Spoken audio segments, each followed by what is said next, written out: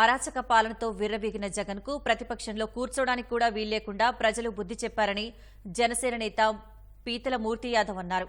విధ్వంసకర నయవంచన పాలనకు return gift ఇచ్చారని ఎద్దేవా చేశారు.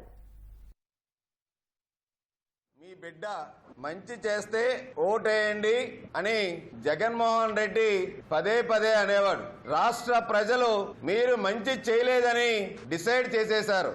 అందుకే ప్రతిపక్ష హోదా కూడా లేకుండా జగన్మోహన్ రెడ్డికి రాష్ట్ర ప్రజలు అసెంబ్లీలోకి అడుగు పెట్టడానికి మొహం చాటేసుకునేలాగా చేసేశారన్నది నిన్న రాష్ట్ర ప్రజలు ఇచ్చినటువంటి తీర్పు ఏదైతే ఉందో దాన్ని బట్టి సుస్పష్టంగా కూటమికి పెద్ద ఎత్తున రాష్ట్ర అభివృద్ధి కోసం, భావితరాల బిడ్డల భవిష్యత్తు కోసం రాష్ట్ర ప్రజలు ఇచ్చేటువంటి తీర్పు ఒక చారిత్రాత్మకమైనటువంటి తీర్పు. నిన్న దేవుడు రాసిన స్క్రిప్టు అని జగన్మోహన్ రెడ్డి పదే పదే చదువుతూ ఉండేవాడు.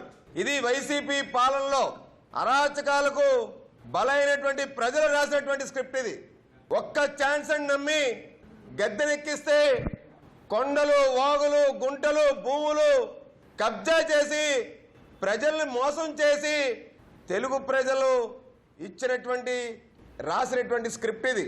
సిపిఎస్ రద్దు చేస్తాను వచ్చిన వెంటనే చెప్పి జగన్మోహన్ రెడ్డి ఉద్యోగస్తులు ఏదైతే నమ్మబలికారో జగన్మోహన్ రెడ్డి యొక్క బరితెగింపుకి, అహంకారానికి ఉద్యోగులందరూ రాసినటువంటి ఎర్ర సిరా స్క్రిప్ట్ ఇది.